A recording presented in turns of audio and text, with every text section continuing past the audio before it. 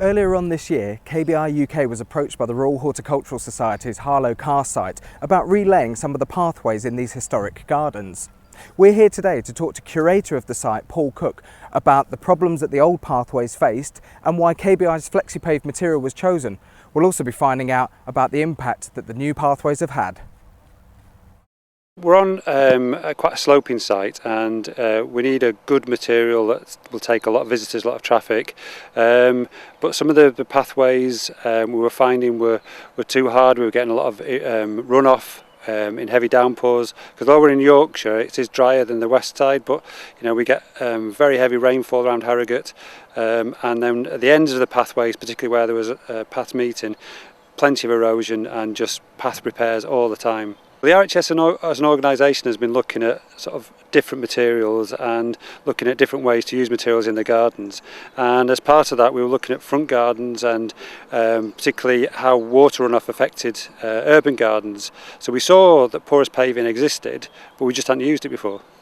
And what led you to getting into contact with KBI and finding out about the Flexipave product? Partly because seen it on a golf course on one occasion and just thinking, well, it had the look of a solid material. People weren't really noticing it, but I could see already that it was absorbing the water, but it actually looks good as well. We've noticed just from being on site today and taking footage of some of the areas that the Flexipave has been applied, that it's not just old pathways that have been regenerated. There are some newer areas in the woodland part of the park.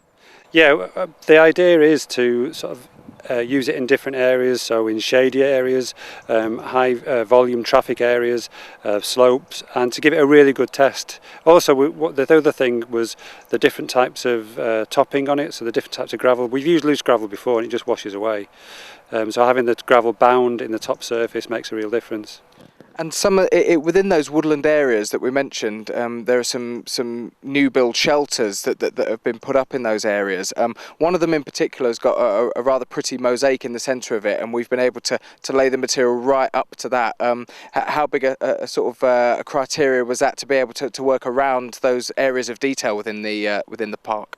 Well, we are an ornamental garden, so it's not just about providing access, it's making it look attractive as well. So being able to use different materials with the porous paving and also to mould it round different structures, it needs to feel organic and as well as dealing just with the water and erosion.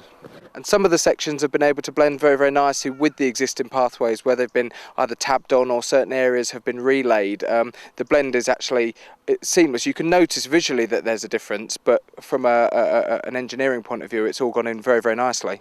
Yeah, we used the samples that we were given to sort of actually put on the ground and see how they would fit in with the landscape.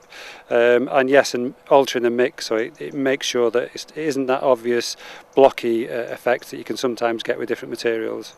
What's the feedback been like from a customer point of view? Has there been any comment back to the park as a result of the areas that have been laid? I mean, what we're looking for is that people almost like don't notice the changes, that we've made quite a few improvements to the garden and people just walk on and without noticing that we've done anything completely different. What we notice is the fact that when it does rain, we're not constantly repairing the footpaths, and that for us is a big time saver. The key criteria and the key element, I suppose, of Flexipave is its porosity. The fact that water will go directly through it. In terms of maintenance, the trees, the wooded areas, the grassed areas that you've got in the park, how big an impact will that have on the park long term? We've already seen it this year because we formerly had to close paths off where the water stood and then frosted, or the fact that we're constantly scraping gravel off and mud. So although we had some concerns about that the silt would actually go into it, because of the actual action of the water, it seems to sort of almost self-cleanse itself. And we've had a good few months now with no problems and no flooding issues. And there's a new element to the learning centre. There's a new building that's currently going up at the moment. Am I right in saying that Flexipave is going to go around that new building?